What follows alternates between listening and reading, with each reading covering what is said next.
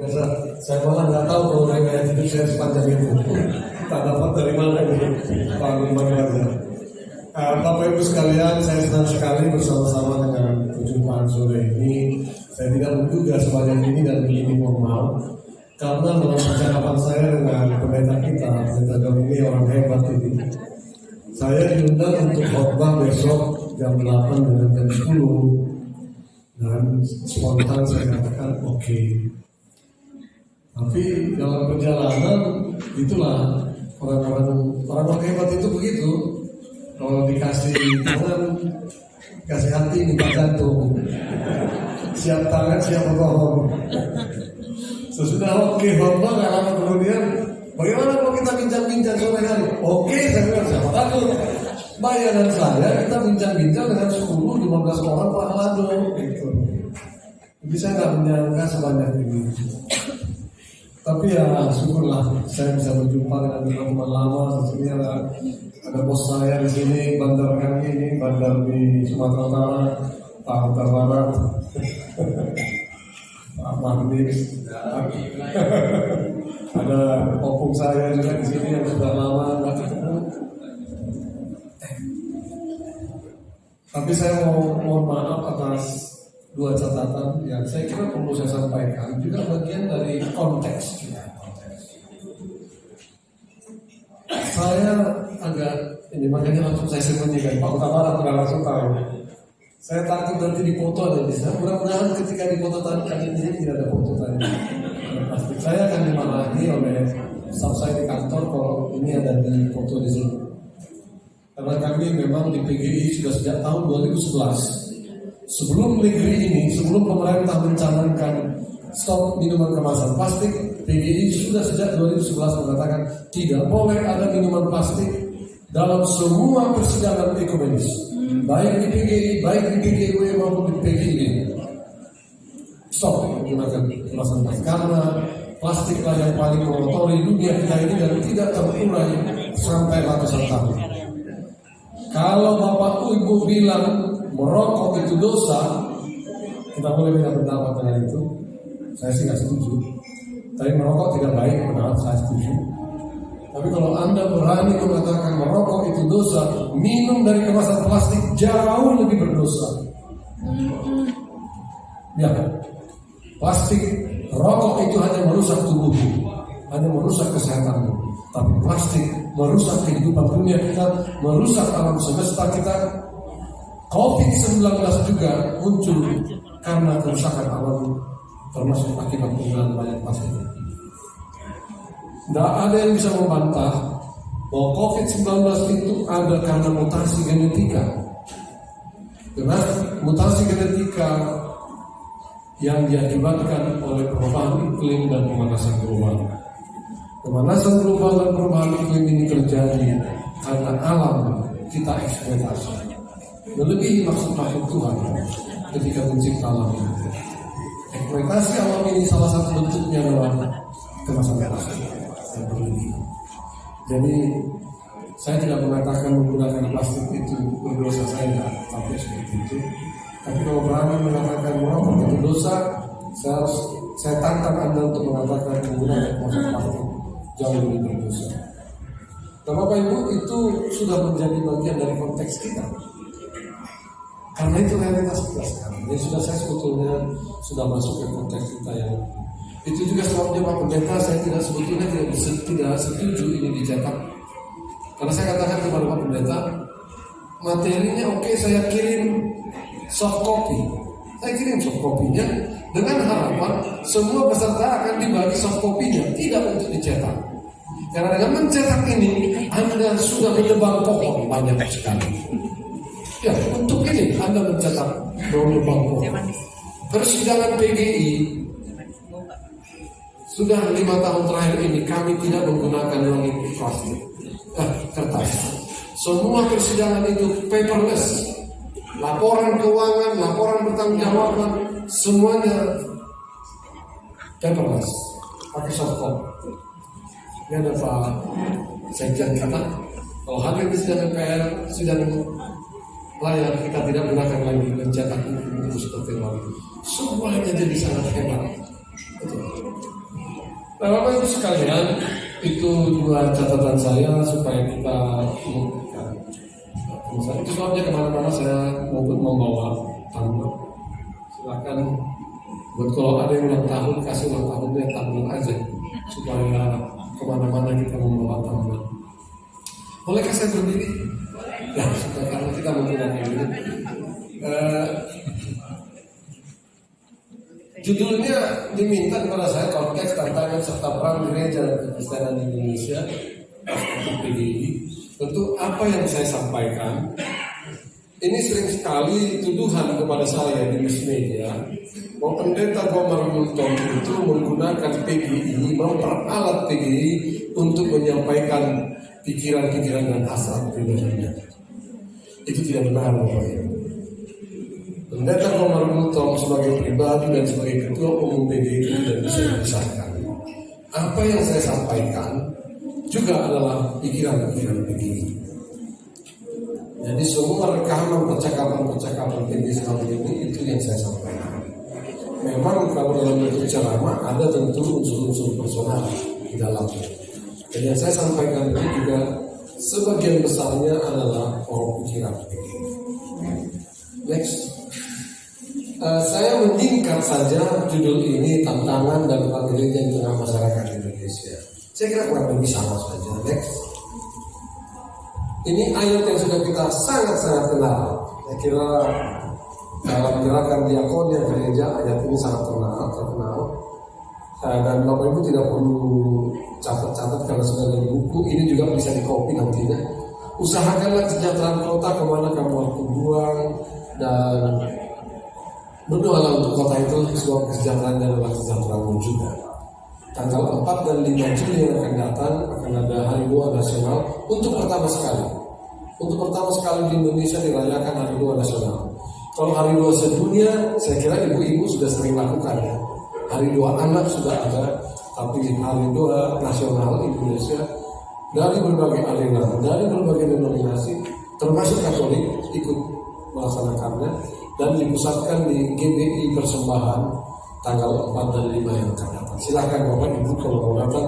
Temanya adalah ini juga, Yeremia 29:7. Tapi bukan karena itu saya ambil tema ini. Memang tema ini sangat relevan ketika kita berbicara tentang gereja dan masyarakat. Ketika kita berbicara tentang konteks dan peran kita di tengah masyarakat. Next. Ayat ini sebetulnya adalah amanat dari Tuhan melalui Yeremia kepada masyarakat Israel yang sedang berada di pembuangan Babel. Menurut Mazmur 137, selama masa dalam pembuangan itu, sehari-hari mereka hanya nongkrong di tepian sungai Babel. Pagi, sore, siang, malam nongkrong aja mereka di tepian sungai Babel, persis seperti gambar itu. Apa yang mereka lakukan? Diam 1000 bahasa dan pikiran mereka, mata, hati dan pikiran mereka selalu tertuju ke Yerusalem. Kapan kami bisa keluar dari sini? Kapan kami bisa bebas untuk kembali ke Yerusalem? Itu aja dalam pikiran mereka. Ada apa di Yerusalem? Ada gelisah, ada bait Allah di Yerusalem. Mereka ingin kembali ke sana. Sama seperti kita, yang selalu menunjukkan mata, hati dan pikiran kita ke sorga dan sorga terus. Dan Yesus di dunia katakan, tunggu dulu, kamu jangan hanya memperhatikan sorga atau Yerusalem saja. Lihat sekelilingmu. Jangan pasif, aktiflah mengusahakan kesejahteraan kota kemana kamu mau. Next. Dan itu juga kepada semua umat gereja Kristen Protestan di Indonesia, sama seperti gereja-gereja di Indonesia, untuk tidak hanya menunjukkan harapan mata dan tujuan ke sorga. Ini kecenderungan kita sekarang. Kita berkumpul di gereja, memuji Tuhan begitu hebatnya, mengajak orang semua mau ke sorga. Anda siapa mau ke sorga sekarang? Saya nggak mau ikut. Jangan sekarang maksud saya. Bukan itu tugas kita. Gak ada tugas kita untuk membawa orang ke surga. Yesus sudah sediakan tempat di situ. Yesus sudah mati dan bangkit untuk kita ke surga. Tugas tugas kita ngapain? Membawa surga ke bumi. Bukan membawa orang ke surga. Dan itu doa kita. Jadilah kehendakmu di bumi seperti di surga. Jadi damai sejahtera yang dari surga itu yang harus kita bawakan ke bumi. Bukan sebaliknya. Tapi sekarang ini kecenderungannya ibadah doa semalam suntuk bernyanyi bertamu-tamu luar biasa. Tapi nggak ngepek, nggak ngaruh dalam kehidupan sehari-hari kita. Surganya di mana? Kita hanya senang saat bernyanyi, saat memuji Tuhan. Keluar dari gereja, korupsi jalan terus, caci maki jalan terus, manipulasi jalan terus, minum jalan terus, narkoba jalan terus, korupsi ada lain. Surganya di mana? Itu diajarkan kepada kita sekarang untuk mensejahterakan. Tugas kita itu mensejahterakan. Tugas gereja. Nah, kalau tugas kita adalah mensejahterakan masyarakat, maka proses-proses politik yang berlangsung di tengah masyarakat mau tidak mau harus masuk dalam agenda pastoral gereja. Proses-proses sosial, proses-proses ekonomi, proses-proses politik harus masuk dalam agenda politik gereja. Jadi nggak bisa lagi gereja itu hanya di sekitar tembok-tembok ini. Sekarang di beberapa teman grup WA sedang viral dikutip dari khotbah saya. Saya sedang khotbah baru minggu lalu saya khotbah di DKI Klaten di Jawa Tengah. Yang dikutip bagian ketika saya katakan sekarang ini banyak domba-domba yang sesat, domba-domba yang kehilangan gembala. Bukan gembala-gembala yang kehilangan domba. Karena para gembala sedang bersembunyi di balik jubahnya. Para gembala sedang bersembunyi di pastori. Para pendeta, para gembala sedang bersembunyi di gedung-gedung gerejanya. Dan domba-dombanya berkeliaran kemana-kemana dan diperdulikan sama pendetanya. Karena hanya datang ke gereja, dikhotbahin di gereja, keluar dari gereja enggak. Sehingga saya sarankan, kalau mau tulislah selamat datang di gereja. Di mana nulisnya selamat datang di gereja? Menurut Bapak Ibu di mana? Di pintu masuk kan? Saya sarankan sekarang buatlah selamat datang di pintu keluar. Karena mestinya ketika kita keluar dari gereja itu keluar dari gedung, kita menjadi gereja, eklesia, dipanggil keluar. Aku memanggil kamu bukan untuk nyanyi-nyanyi di sini, ya itu penting. Bukan hanya untuk berdoa di sini, penting. Tapi dipanggil bukan untuk itu, dipanggil untuk pergi keluar, lalu berbuah, menghasilkan buah, buahnya lebat dan buahnya itu tinggal tetap. Jadi ketika kita keluar, kita berfungsi sebagai gereja. Next. Maka kalau mau mensejahterakan gereja, sebagai gereja kita harus berani mengatakan tidak ada evangelisasi tanpa keterlibatan sosial. Tidak ada. Tidak ada evangelisasi tanpa keterlibatan sosial dan ekonomi politik. Dan tidak ada pewartaan iman tanpa perjuangan gereja. Itu sebetulnya sudah lama dicanangkan. Sudah sejak sidang raya PGI tahun 1972 di Batang Siaga. Waktu itu namanya masih DGI. Saya masih anak kecil waktu itu. Dia tidak tahu peristiwanya, hanya baca waktu. Tetapi itu juga dipertegas oleh PPL PGI 2014 dan 2019 lagi. Next. Sehingga kita harus berani mengatakan di mana gereja hadir, dimanapun GKPI hadir, di sana mesti hadir daya penebusan Kristus. Yang bodoh menjadi pintar, yang tidak adil menjadi adil. Dimanapun gereja hadir, saya dulu bodoh orangnya oleh GKPI air bersih. Jadi tahu saya begitu. Jadi tahu saya membaca. Itu antara lain di mana gereja hadir. Saya seperti saya katakan tadi, SDGKPI anniversary-nya sudah tutup. Padahal itu sama. Kami 2 minggu depan kami akan reuni dari SDGKPI. Reuninya di Sibandang. Kenapa di Sibandang? Di Sibandang karena kepala sekolah kami SD dulu Warga Raja Kubu dikebumikan di Sibandang. Jadi kami mau ziarah rame-rame ke sana dan reuni. Ini boleh intermezzo ya. Hati-hati Bapak Ibu kalau reuni. Penelitian yang terjadi sekarang, penelitian terbaru, makin tinggi angka perceraian. Diselidiki, kenapa banyak angka perceraian? Karena reuni. Benar, ini penelitian loh. Ya, cinta lama bersemi kembali.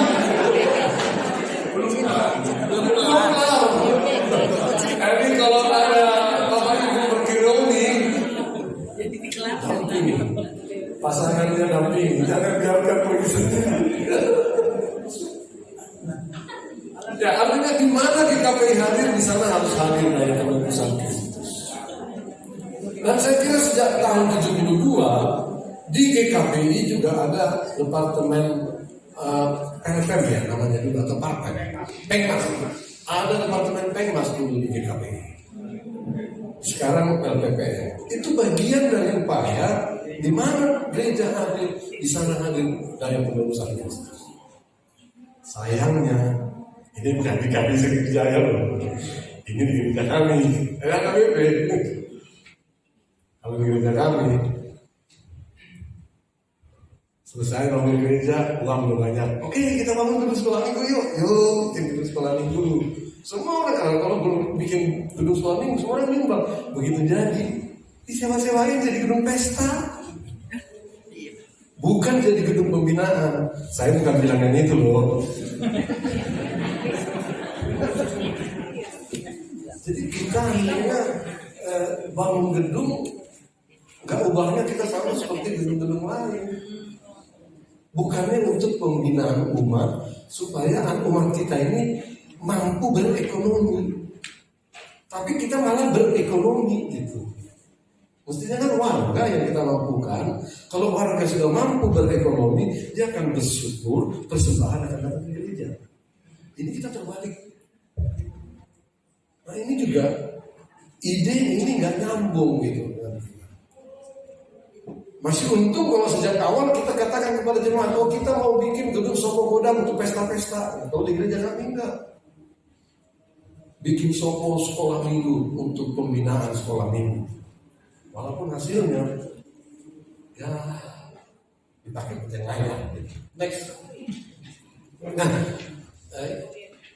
ini akhirnya memang kita melihat tidak bisa tidak. Gereja harus berkaitan erat dalam persoalan yang tadi di tengah masyarakat, termasuk regulasi, undang-undang, mau itu harus diikuti. Nah, dalam kaitan ini, kalau begitu banyak orang di kampung saya bilang, loh itu kan tugas negara, urusan sosial, ekonomi, politik itu kan tugas negara. Gereja nggak ikut di situ, ya nggak bisa. Gereja nggak bisa mengusahakan kesejahteraan itu tanpa bersama-sama dengan seluruh elemen bangsa lainnya, termasuk negara, termasuk pemerintah. Tapi harus dijaga bahwa gereja bukan underbow negara, bukan underbow pemerintah. Sebaliknya juga pemerintah bukan underbow gereja, tapi dalam mitra yang sejajar, mitra kritis. Nah, memainkan peran antara negara, pemerintah sebagai gereja bermain sebagai mitra kritis ini tidak mudah, karena kecenderungan ingin lebih daripada yang lain. Nah, hubungan antara gereja dan negara, dalam hal ini pemerintah, dalam sejarah gereja memang sudah cukup panjang, sangat-sangat panjang. Dan pengaruh-mempengaruhi antara gereja dan negara itu juga sudah luar biasa. dalam kiprah sejarah. Ada masa konformitas, ada masa pertentangan, macam-macam. Bapak Ibu tahu HKBP misalnya pernah mengalami juga yang konfrontasi. Anda ingat tahun 93 sampai tahun 98, HKBP itu terpecah dua, sebagian kompromi dengan negara, sebagian bertentangan dengan negara. Dalam sejarah gereja itu sudah cukup panjang. Dan saya mau mengajak Bapak Ibu sekarang melihat dulu secara global, secara historis, dari mulai zaman Perjanjian Lama. Oh, itu juga hubungan gereja dan negara itu sudah bisa kita telusuri sejak Alkitab. Next. Melihat antusias jemaat kita di luar, kegiatan ini kita lakukan dengan baik sendiri. Silakan, no problem. Ya, silakan. Kalau yang menyapa di luar juga no problem. Berarti juga bisa direkam kan? Bisa direkam dari ini. Tidak usah khawatir Bapak. Saya menyampaikan hal-hal yang peka pun bisa dipertanggungjawabkan. Karena kita sebagai gereja tidak boleh berbicara di ruang tertutup A, di ruang terbuka B. Itu nggak bisa. Kita di ruang terbuka dan di ruang tertutup, gereja harus menyatakan sama. Itu sebabnya saya nggak disukai oleh banyak orang. Nggak apa-apa, tapi banyak juga yang suka. Paling tidak istri saya sampai sekarang masih suka. Kita bisa telusuri hubungan gereja dan negara itu pada masa nabi-nabi sejak itu dan masa hakim-hakim. Pada masa nabi-nabi dan hakim-hakim itu menyatu antara mesbah dan takhta. Mesbah mewakili peribadahan, takhta mewakili pemerintahan. Dalam diri nabi, dalam diri hakim, pemerintahan atau pengorganisasian masyarakat dan peribadahan, pengujian kepada Tuhan ada sama-sama di tangan nabi atau hakim. Kita tahu cerita-cerita itu. Kalau nggak tahu Bapak Ibu, masuklah kembali ke sekolah minggu. Sekolah minggu itu tidak pernah ditujukan hanya untuk anak kecil. Untuk orang dewasa pun silahkan masuk ikut sekolah minggu.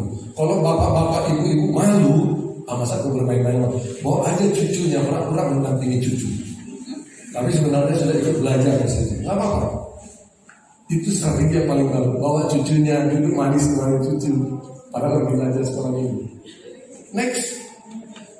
Lalu kemudian masa raja-raja, next, terus di nextnya muncul semacam pembedaan fungsi tetapi tidak berpisah. Next, terus aja lagi. Ya. Kalau kita lihat masa raja-raja, misalnya Saul, Daud, Salomo itu simbol raja sebagai simbol pemerintahan. Tapi Samuel, Elia, Nathan, Imam Zadok, Benaya dan lain-lain itu simbol peribadahan. Mulai ada pembedaan tugas. Dan dominasi imam terhadap raja masih terasa. Nathan misalnya ditakuti oleh Daud, dia dihormati oleh Nathan.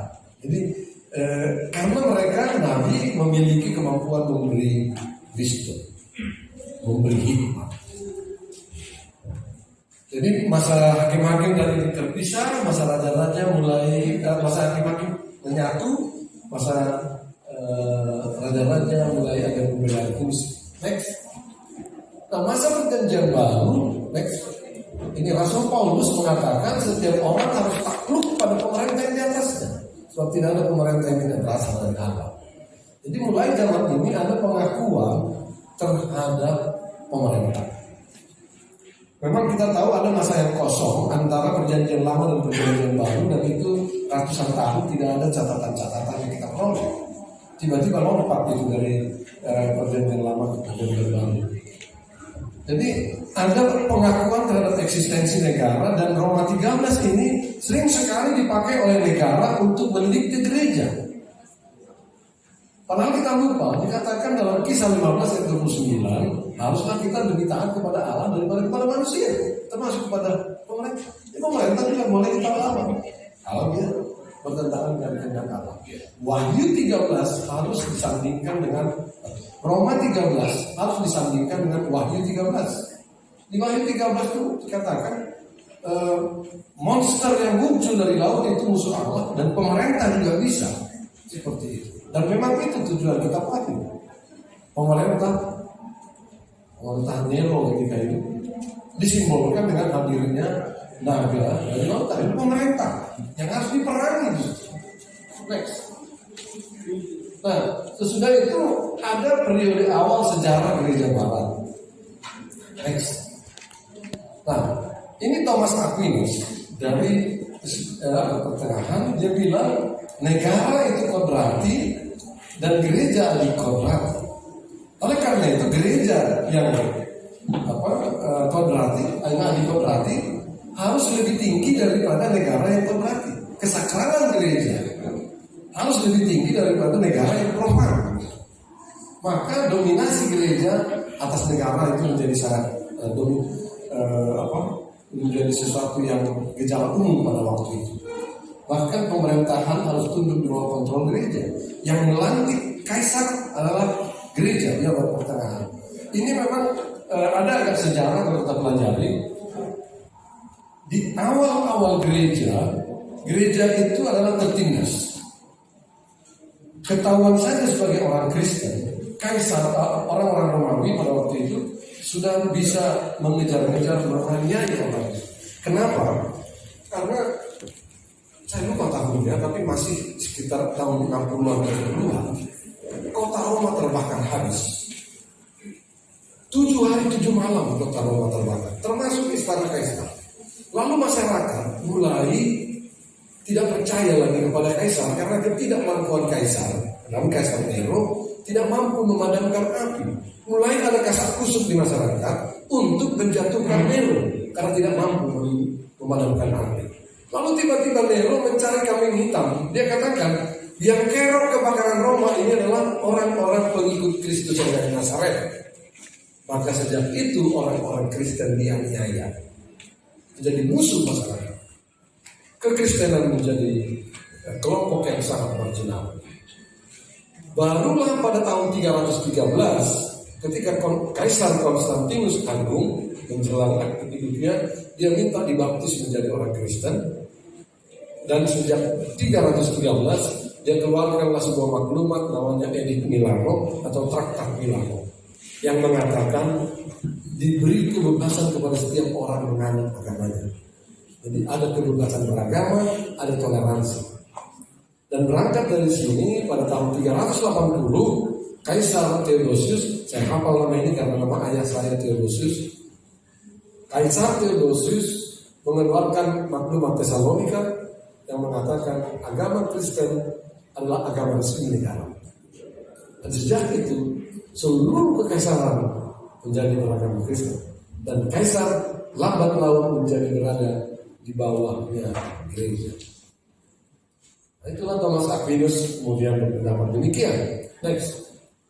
Tapi kemudian hari kita menyaksikan terutama sejak reformasi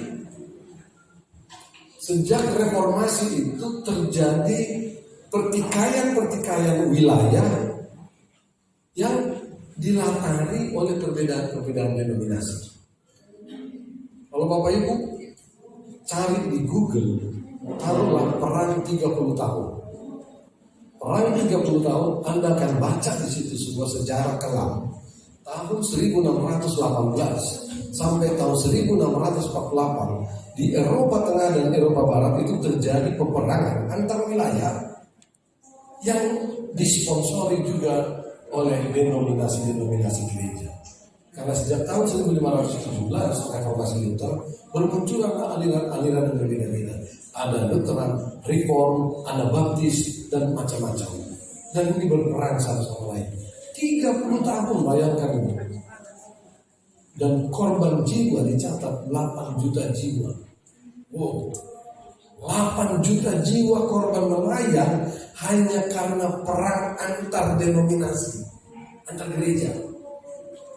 Itu kawin-mawin antara wilayah raja-raja setempat dengan gereja-gereja yang berbeda-beda denominasi. Inilah yang menyebabkan banyak orang migrasi dari Eropa lari ke Amerika. Kita tahulah kemudian Amerika menjadi sebuah koloni baru. Dan ketika Amerika menyusun konstitusinya, Bapak Ibu, salah satu spirit yang sangat kuat menjiwai konstitusi Amerika adalah negara tidak boleh dicampuri oleh gereja. Negara tidak boleh dicampuri oleh agama. Maka sampai sekarang Amerika, sekolah-sekolah publik, sekolah-sekolah negara tidak ada pelajaran agama. Sekolah swasta boleh, tapi sekolah negeri tidak. Karena trauma mereka, trauma di Eropa pada perang 30 tahun ini. Dan sini bergantilah berkuasa antara gereja dan negara. Salah satu contoh yang paling tragis adalah di Jerman. Di Jerman itu menjelang perang dunia pertama dan perang dunia kedua, seorang muda tampil Hitler begitu populer, begitu dicintai oleh masyarakat, dan dia menang dalam pemilihan kanselir. Kampanyenya luar biasa. Setiap orang akan diproduksi satu mobil, negara akan memproduksi mobil yang banyak, dan setiap orang Jerman akan memperoleh satu mobil. Jadi dia menang pemilu karena janji yang luar biasa itu. Nah, Volkswagen, mobil yang buat. Tapi dalam perkembangannya Hitler dan Nazinya ini ternyata kemudian menjadi sebuah momok yang sangat mengerikan dalam sejarah dunia, karena dia membunuh orang-orang cacat, lansia-lansia yang sudah sakit-sakitan, semua dibunuh, orang-orang Yahudi, jutaan orang dibunuh sama dia di kamp-kamp konsentrasi. Dan gereja diam. Gereja-gereja Protestan maupun Katolik yang ada di Jerman semua diam.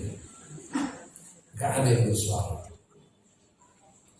Lalu perhatikan gambar ini, Pak Sekjen pasti sudah ke Barmen. Di depan balai kota Barmen ada patung ini. Patung ini untuk mengingatkan orang Jerman ketika itu gereja-gereja di Jerman semua mengangkat tangan mengatakan Heil Hitler. Heil Hitler artinya long life, panjang umurnya Hitler. Ini tangan yang mengangkat. Hanya sedikit orang di belakang yang diam-diam berdoa dan membaca Alkitab. Bagian terbesarnya sudah selesai. Kurang lebih sama dengan di Sumatera Utara. Gereja-gereja di Sumatera Utara diam dengan pengrusakan alam oleh Indorayon. Gereja-gereja di Sumatera Utara diam oleh pengrusakan alam di DMP Dairi. Gereja-gereja di Sumatera Utara diam ketika hak-hak masyarakat adat di Simalungun dibiarkan. Persis seperti itu. Kita mengulangi sejarah. Karena kalau kita diam dengan pelanggaran-pelanggaran hak, itu juga kita ikut melanggar hak. Next. Itu yang dikatakan oleh Dietrich Bonhoeffer dari Jerman ketika gereja-gereja di Jerman diam. Ketika Anda melihat ketidakadilan dan Anda diam, Anda juga ikut menjadi pelaku ketidakadilan. Jadi ini tantangan buat gereja-gereja di Sumatera Utara, termasuk gereja saya KBP yang diam seribu bahasa dengan perusakan perampasan tanah yang terjadi di Sumatera Utara. Saya harus katakan ini karena mereka datang ke PGI. 10 kelompok masyarakat adat dari Simalungun datang ke PGI. Kelompok-kelompok yang dikorban Indorayan datang ke PGI. Kelompok masyarakat Dairi datang ke PGI. Dan kami kata, di sana ada KBP, ada GKPS, ada GKPI, ada. Semuanya diam, Pak. Di mana kita?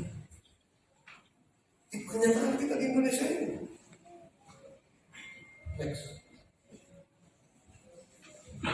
Dalam kaitan inilah ada seorang pendeta Metodis yang menggambarkan dari Amerika, namanya Billy Vogelman, menulis buku judulnya Christian Perspective on Politics, di mana dia menyebutkan ada 7 level keterlibatan gereja dalam persoalan-persoalan sosial, ekonomi, politik, masyarakat.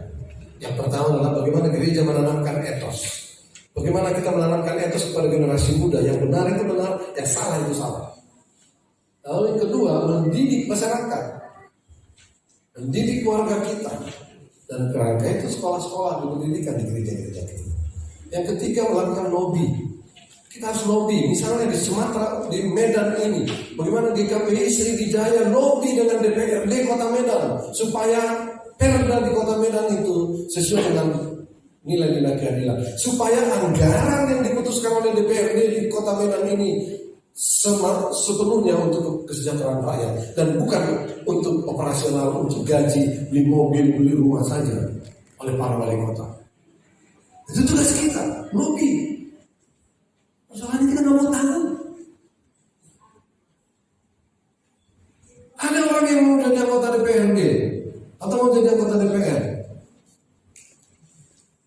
Apa yang kita lakukan? Menyalurkan proposal kepadanya. Supaya mumpung dia lagi mau maju, kita minta sumbangan. Akibatnya dia harus punya modal besar. Nanti kalau udah terpilih, dia harus bayar itu, cari uang dari sana sini. Jadi saudara-saudara, kalau punya calon yang bagus, kalau menurut Bapak Ibu, Pak Mardi Cimamrat ini mau maju jadi anggota DPR dan dia bagus menurut kita, jangan minta sumbangan dari beliau. Justru saya sarankan, mari kumpulkan kolektif untuk membantu dia supaya punya modal untuk jadi anggota DPR. Tapi kan cara kita terbalik. Mumpung lagi ada caleg, calon bupati, calon ajukan proposal. Maka negeri ini menjadi negeri para maling. Karena waktu dia mau menjadi calon pun kita sudah ajarin untuk menjadi maling. Ini problem kita. Itu yang ketiga, bagaimana kita mau lobby anggota DPR karena kita nggak pernah dukung dia. Ada warga kita duduk di DPR, ada warga kita duduk di DPRD, tapi kalau maju kita tidak pernah dukung, tidak pernah doakan, tidak pernah ajukan selain minta dana.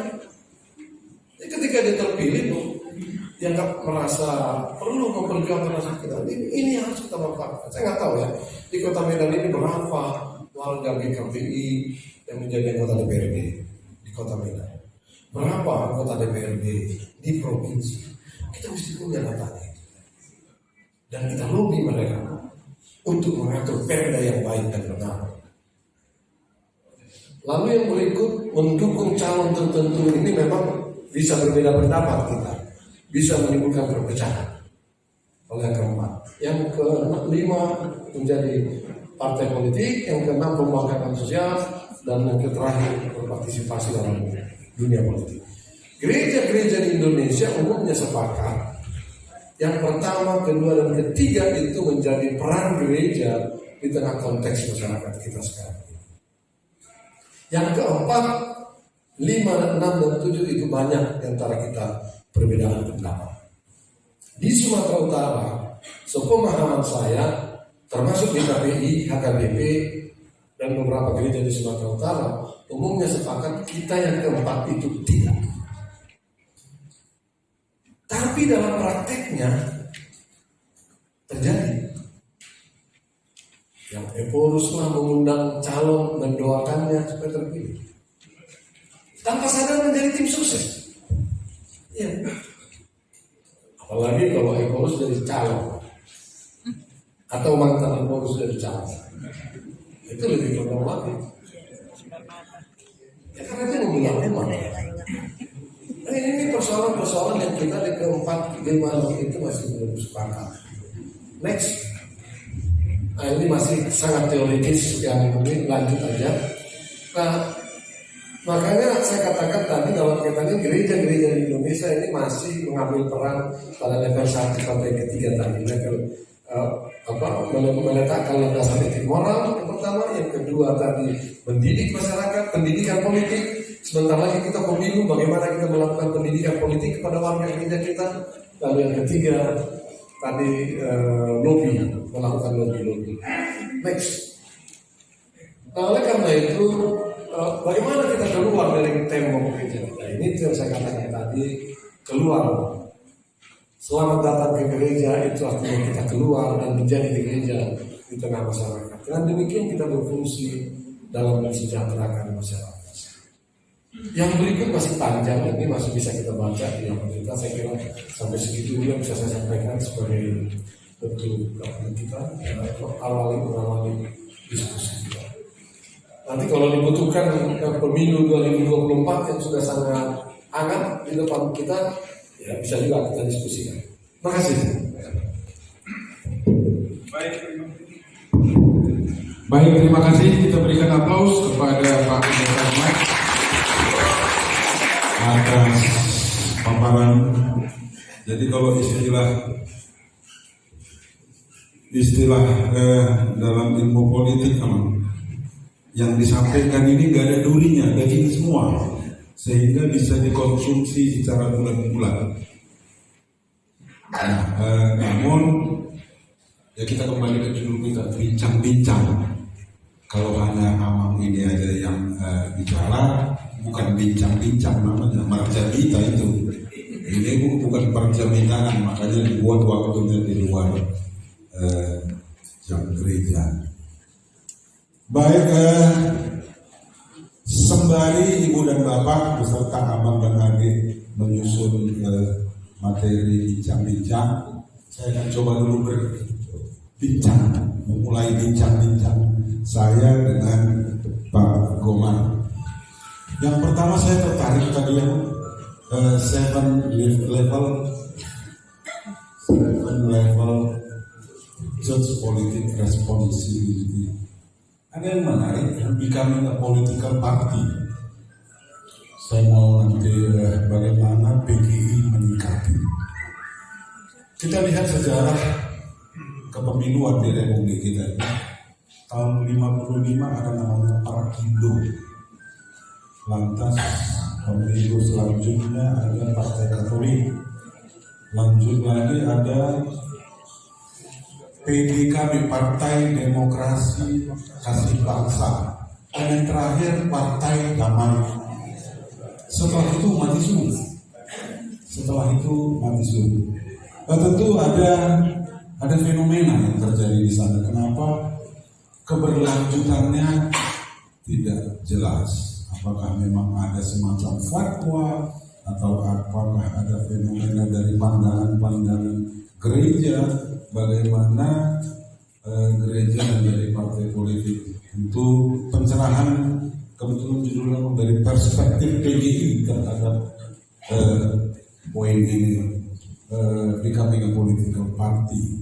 Supaya mana tahu kami sepakat buat partai politik menjadi sendiri.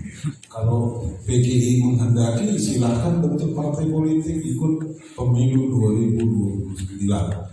Itu yang pertama, bincang yang pertama. Sembari Bapak Ibu menyusun bincang-bincang pribadinya. Tadi tidak disampaikan tapi di materi ada ini ya, isu politik identitas. Dalam sejarah politik di dunia itu, isu-isu politik identitas itu kan mainannya kelompok minoritas. Kita melihat belajar dari isu Afro Amerika yang di Nelson Mandela.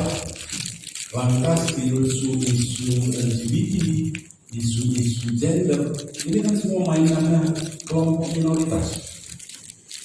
Nah, sangat berbeda dengan di kita. Fatsun bahwa politik identitas adalah mainannya kelompok minoritas ini terbalik. Di Indonesia salah satunya negara bahwa politik identitas itu dimainkan oleh kelompok minoritas. Ini kan menjadi aneh. Seyogianya dalam teori politik orang Kristen lah yang bermain politik identitas sebagai kelompok minoritas. Tapi yang terjadi kita lihat justru kelompok mayoritas yang memainkan kelompok identitas. Dimohon pencerahan itu karena ini sangat fenomenal. Selanjutnya yang ketiga terkait dengan masalah korupsi. Kita lihat bahwa di akhir-akhir ini model-model pemuritan dan pengajaran di badan gereja itu kan hanya menggeluti kegiatan monoton. Artinya jemaat ini dapat 2 jam seminggu rutinitas. Saya pribadi yang sebagai jemaat hanya mendapatkan siraman pengajaran itu ya. Hari Minggu ya 1,5 jam. Lantas ada pertanian lingkungan 1 jam. Artinya seminggu saya hanya dicekokin pengajaran itu hanya 2,5 jam. Dan Dari 2,5 jam ini tidak pernah menyentuh area yang namanya bagaimana bahaya korupsi. Untuk apa saya peduli? Saya nggak pernah tahu itu. Nah, di satu sisi, biar bagaimana gereja butuh dana. Dan pelayan gereja seolah-olah yang menutup mata, menutup telinga, dan yang masuk ini dari mana? Nggak mau tahu. Kita butuh pembangunan gereja. Artinya bahaya-bahaya bahwa dana pembangunan gereja itu merupakan sindikasi atau upaya money laundering.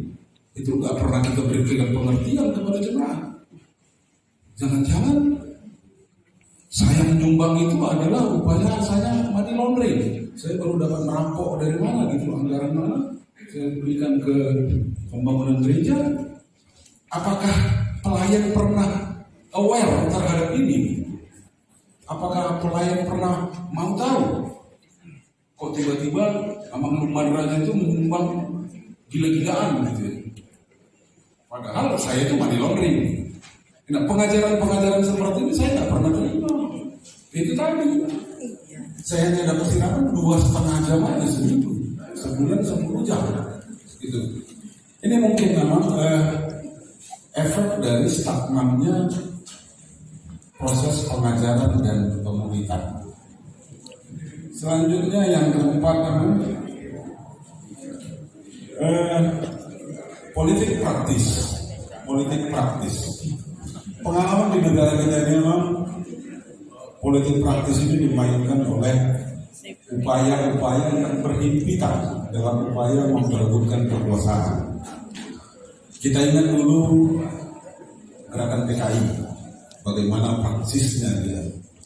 Selanjutnya bergeser bagaimana menggunakan TNI sebagai alat politik negara untuk mencapai kekuasaan. Bergeser lagi money politik. Nah, di dua pemilu terakhir ini, partai politik punya rumus baru, menggunakan figur-figur publik yang umum artis. Sekarang sudah bergeser, sengketa digunakan sebagai public figure, vote getter, mengumpulkan suara minimal jemaat. Amang tadi sudah singgung bagaimana pimpinan gereja memanggil caleg. Sini kita doakan, sini efek apanya imbalnya si caleg menyampaikan ya bantuan ini segala macam. Demikian juga calon kepala daerah, mari kita panggil, mari kita doakan dan sebagainya. Saya yakin memang pelayan-pelayan ini tahu gitu. Pelayan-pelayan ini tahu gitu. Kemungkinan hanya dua. Pertama, maaf, uang atau materi lain. Atau sisi lain, ya memang cara itu caranya sebagai saluran aspirasinya, supaya ini maju ke sana ke parlemen, nanti di parlemen bisa jadi alat perjuangan. Itu kami kira 4 orang dari kami mengawali diskusi kita, nanti akan disambung oleh Amang dan Inang, Abang dan Adik, kebetulan di sini hadir juga PP Remaja. Kami persilakan diskusi kita mulai. Ya, yang kelima ini becoming political party. Memang sejarah kepartaian di Indonesia pernah ada namanya Partai Kristen Indonesia. Kalau Partai Kristen Indonesia itu memang dilahirkan oleh para pendeta pada waktu itu, antara lain Romo Widodo, Dr. Harjoyo, dan lain-lain. Dan memang mereka membawakan aspirasi gereja. Sehingga waktu itu gereja-gereja pada umumnya memang mendukung Parkindo. Dan hasilnya cukup signifikan. Ada kader-kader Parkindo yang muncul di parlemen, bahkan juga di pemerintah. Beberapa menteri muncul dari Parkindo ketika itu. Bahkan ketua umum PGI yang pertama itu Menteri Pendidikan. Lalu Sekum PGI itu pernah menjadi Menteri Perhubungan dan Menteri Penghubung antar menteri. Itu produk-produk dari Parkindo yang memang waktu itu didukung oleh gereja. Tetapi sesudah itu tidak lagi. Ketika politik Orde Baru yang sangat hegemonik, seluruh partai-partai yang ada dilebur tinggal hanya 2 partai, yaitu P3 dan PDI. Ini nakalnya pemerintah Orde Baru. Golkar itu tidak mereka sebut partai, golongan disebut. Partai dilarang masuk sampai ke desa, tapi kalau Golkar bisa karena dia bukan partai. Tapi sebetulnya dia partai karena dia ikut pemilu. Ya itu akal-akalan dan kita semua diam. Nah, sejak itu sebetulnya gereja-gereja di Indonesia sudah tidak lagi mendukung apa yang disebut partai politik. Ketika PDKB muncul, kemudian juga PDS, itu adalah individu-individu yang tidak mewakili gereja. Sama sekali tidak. Dalam perjalanannya juga kita melihat kalau PDKB masih itu di dalamnya ada Katolik, ada Protestan, kiprahnya juga masih sangat baik. Tapi ketika kita melihat PDS yang untuk maju menjadi caleg, untuk menjadi bupati atau wali kota di PDS, Manipiro, itu masih berlaku di lingkungan PDS. Dan sejak itu memang gereja-gereja di Indonesia tidak melarang munculnya partai yang berbasis Kristen, tapi juga tidak mendorong terbentuknya partai berbasis agama. Sikap PGI menghadapi ini adalah baiklah orang Kristen hadir di semua lini. Baiklah orang Kristen menjadi garam yang tidak harus kelihatan garamnya. Maksudnya, garam itu kan ketika kita makan sayur, garamnya kan nggak kelihatan dan nggak terasa. Tapi kalau tidak ada garam, sayur itu hambar. Itulah yang dikembangkan oleh PGI, menyarankan kepada para politisi Kristen, hadirlah menjadi garam dan terang. Jadi Anda bisa masuk kemana saja, partai mana saja, tidak harus menjadi partai Kristen. Tapi tidak pernah PGI mengatakan tidak boleh ada partai Kristen. Silakan saja. Tapi semuanya sebaiknya menjadi garam dan terang. Saya kira itu tentang partai politik, di kami partai politik. Lalu yang kedua tentang korupsi. Bapak Ibu sekalian, memang kita sekarang ini kita meminta, kami dari PGI meminta supaya negara merubah undang-undang KPK. Karena undang-undang KPK itu yang namanya korupsi definisinya adalah merugikan keuangan negara. Jadi kalau ada korupsi di gereja, KPK nggak bisa masuk ke situ. Karena definisi korupsi di negara ini adalah merugikan keuangan negara. Padahal sebetulnya di tengah masyarakat banyak sekali korupsi. Misalnya nih, sebuah restoran, supaya dia menguasai semua restoran yang ada di kota Medan ini, supaya dia lebih unggul, dia bisa memonopoli misalnya siapa pedagang udang terbesar di Medan. Dia kuasain itu, sehingga udang itu tidak terjual ke restoran-restoran lain, hanya ke dia. Nanti udang-udang yang jeleknya boleh, kalau dia tidak butuh, boleh ke restoran lain. Ini udah monopoli. Walaupun ada juga KPP, komisi persaingan usaha, tapi ini pun nggak bisa dimasukkan sebagai korupsi. Itu korupsi. Karena apa? Karena restoran ini jadi bisa membuat harga udang yang baik seenak udelnya. Yang dirugikan siapa? Konsumen. Tapi ini nggak bisa masuk dalam tindak korupsi, karena dia tidak merugikan keuangan negara. Dari gereja banyak korupsi, sama bilang gereja tidak banyak korupsi. Banyak korupsi di gereja, tidak bisa ditindak. Bapak Ibu tahu nggak bermain di tikungan, para sintua bermain di tikungan? Wah, istilah baru nih. Lekolan, jadi di lantai 2 itu kan turun tangga. Turun tangga itu kan habis mau kumpulkan persembahan ini. Di tikungan di tangga itu di rokok ini masukkan satu. Ya,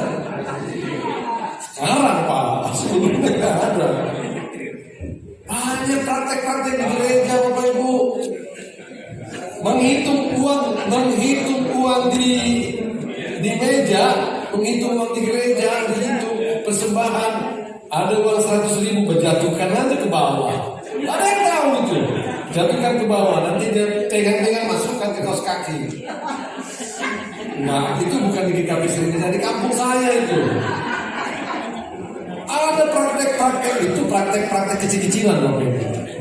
Tapi praktek-praktek yang lebih besar lagi banyak. Kenapa gereja-gereja di Indonesia getol dengan pembangunan gedung dan tidak pembinaan? Pembinaan tidak bisa dibakar. Pembangunan gedung bisa dibakar.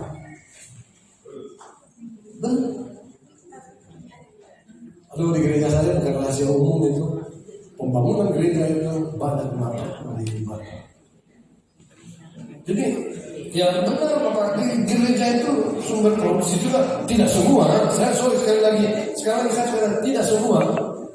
Tapi ada 1, 2, 3, 4 gereja yang lebih. Tetapi juga yang paling parah di gereja kita adalah menerima sumbangan yang tidak jelas asal usulnya. Apalagi di gereja saya rela, sudah tahu gajinya dia cuma 10 juta sebulan, anaknya 3, gajinya 10 juta sebulan, dipaksa rela sama pendetanya untuk bayar 15 juta. Kitanya aja yang genit. Lalu kan gereja sederhana. Kamu harganya udah banyak, bikin 3, 4, 5, 6 kali kebaktian. Oh malas, ya malas kan. Kita yang membuat itu. Baik, kawan yang minta tolong sama saya, tolonglah proposal pembangunan gereja saya yang namanya pembangunan fisik. Ayo kalau pemberdayaan umat untuk ekonomi dan lain sebagainya, mari kita kerjakan. Saya juga mau tantang para kepala desa dan para mitra lain untuk pembangunan gedung juga. Sumbanglah untuk pembangunan pemberdayaan umat. Stop pembangunan gedung-gedung yang megah. Nah ini akhirnya juga gereja terlibat korupsi. Minta sana sini. Sekarang Johnny Plate bilang bahwa sumbangan uang utus sekian beratus juta untuk gereja A, gereja B, gereja C. Malu kita. Yang paling malu lagi kasus anggota DPR Rusma Tumateruan menyumbang sampai ke HKBP Depok, sampai di pengadilan dikembalikan, disuruh kembalikan itu uang. Malu nggak? HKBP Depok berbalik gereja harus kembalikan itu uang. Itu. Nah inilah saya sih selalu mengajar begini, mulai dari sekolah minggu kita belajar mengajarkan kerja keras, belajar keras, menghargai hasil usaha. Mulai kita mendidik itu. Ini pola-pola pendidikan kita tidak memberikan kesempatan kepada anak untuk bekerja keras, untuk menghargai hasil kerja kerasnya. Akibatnya apa? Mereka nyontek, fotokopi catatan teman. Tidak banyak sekarang praktek seperti itu. Kita begitu instan. Dan kita orang tua begitu bangga dengan itu. Anak saya ranking 1, ranking 2. Buat apa? Sekolah-sekolah yang bagus, sekolah-sekolah yang berprestasi itu nggak ada tuh ranking-rankingnya. Tapi kita orang tua suka sekali anaknya ranking 1, ranking 2. Nggak tahu apakah ranking 2-nya itu yang dipaksakan. Jadi dia nggak bersuka cita sekolah. Semua serba dipaksakan.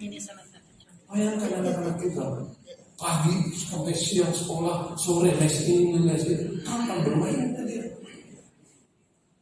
Ini semua calon-calon koruptor, kalau hati-hati gitu. Karena yang ada dalam benaknya, yang ditanamkan oleh orang tua, kalau kau berhasil nanti, kau akan begini, kau akan begini.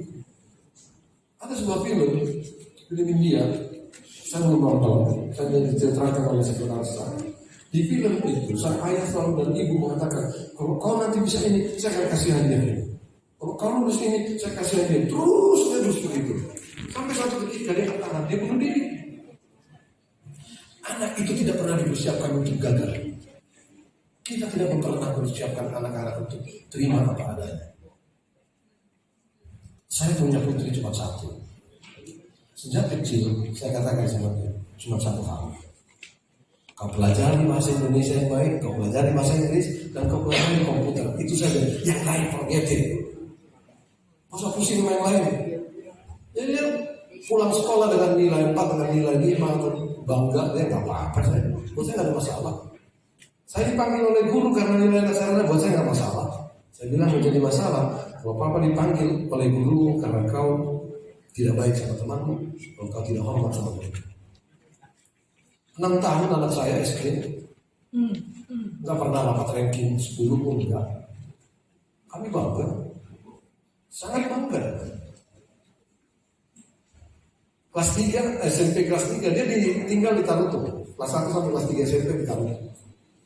Tiba-tiba kelas 3 dia bilang, "Pak, saya nggak mau melanjut ke SMA." Loh, kamu kenapa?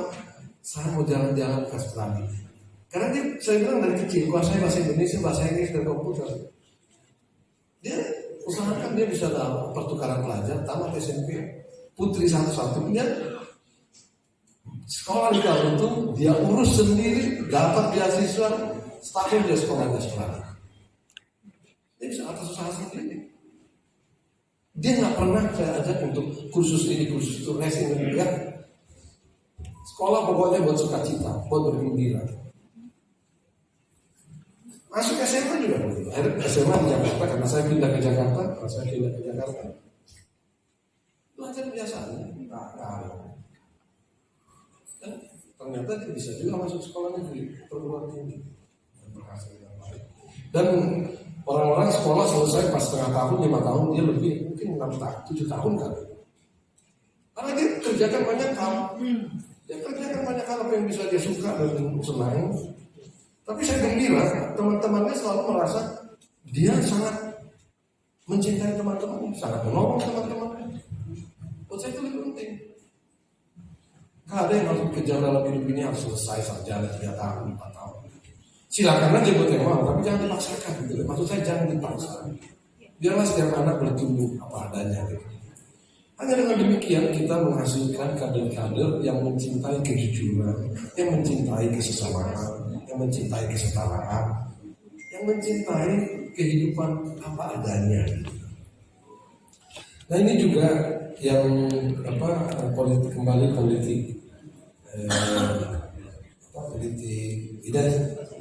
identitas. Politik identitas itu pada dasarnya bagus.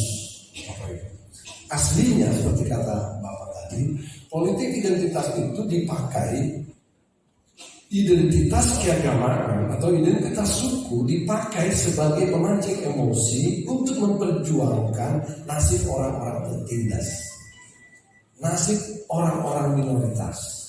Martin Luther King adalah tokoh pertama yang menggunakan dalam sejarah modern. Martin Luther King orang pertama yang menggunakan politik identitas dalam memperjuangkan nasib orang-orang hitam di Amerika. Demikian juga kelompok yang disebutkan di Afrika Selatan untuk memperjuangkan orang-orang hitam termasuk Black Muslim di Amerika. Itu juga politik identitas yang digunakan untuk memperjuangkan kelompok-kelompok yang marginal. Di Indonesia, politik identitas berubah menjadi memarginalkan orang lain. Jadi politik identitas yang sejatinya adalah memperjuangkan kelompok-kelompok yang termarginal. Sekarang kelompok politik identitas digunakan untuk memarginalkan orang yang tidak seharuman. Nah, ini yang sedang kita hadapi sekarang. Bagaimana menghadapi itu? Celakanya di Indonesia, kita yang Kristen pun ikut-ikutan juga mengadakan politik identitas. Buktinya apa? Kalau mau di pemilihan nanti kita dukung siapa yang Kristen itu yang kita pilih. Sama apa beda? Kok saya selalu berpikir begini? Katakanlah untuk Kota Medan, ada calon untuk DPRD nanti di Kota Medan atau di provinsi. Kalau ada calon yang Muslim, ada calon yang Kristen, yang Muslim lebih baik menurut penilaian kita, saya akan menurut Muslim. Ini kisah pengalaman saya 3 atau 4 bulan yang lalu. Ini benar-benar pengalaman nyata, bukan saya ada boleh dicek ya orang. Jawa Barat itu 37 juta pemilih. Lalu ada seorang pendeta, mantan ketua PGIW Jawa Barat. Pendeta lupa saya namanya dari GKS. Pendeta teman saya, Jahenus Saragi, Pak Sekjen kita. Beliau mau maju jadi anggota DPD. Saya kenal baik orangnya, bagus. Saya bilang, saya dukung. Jaringan saya di Jawa Barat akan saya gunakan untuk mendukung. Lalu satu ketika saya berkunjung ke Bandung, bertemu dengan teman-teman lintas iman, termasuk dengan sobat saya lintas iman, namanya Wawan Gunawan. Dia kader NU. Dia banyak membantu pembentukan gereja, banyak membantu. Saya dengar dia mau maju. Saya telepon kawan yang saya janjikan untuk bikin. Saya bilang, Pak Pendeta, kau mundur deh. Ada teman kita yang lain di Jawa Barat yang mau maju, yang lebih bagus. Siapa dia? Wawan Gunawan. Oh iya, dia saya kenal teman saya juga, tapi kan dia Muslim Bang. Iya Muslim, tapi dia lebih baik dari kau. Saya bilang, kalau kau berjuang di Jawa Barat, melihat agamamu Kristen aja, apalagi kau pendeta, orang-orang lain sudah langsung jaga jarak sama kau. Nah kalau si Gunawan ini, dia Muslim, kalau dia memperjuangkan gereja, lebih didengar ketimbang kau. Jadi sorry, kali ini saya akan dukung Wawan Gunawan dan saya tidak akan dukung kau. Malah saya tahu, saran saya kalau boleh kau mundur. Itu benar-benar saya katakan kepada pendeta. Jadi pendeta bisa cek pendeta Jahenus. Itu percakapan kami. Tapi kemudian ternyata hari Wawan Gunawan ini mundur, gak jadi maju. Jadi si Jahenus sekarang maju, melenggang maju. Itu maksud saya, punya nggak kita keberanian yang seperti itu? Itu mengatakan, buat saya ini dulu. Kalau kita enggak, saya usahakan. Pak Kota Barat mau maju dari satu partai tertentu, siapa saya bantu. Tapi ketika gagal saya katakan, Pak, saya gagal partai, saya gagal berusaha. Tidak usah ngomong kepada teman, udah. Itu aja. Jadi politik identitas itu ya jangan kita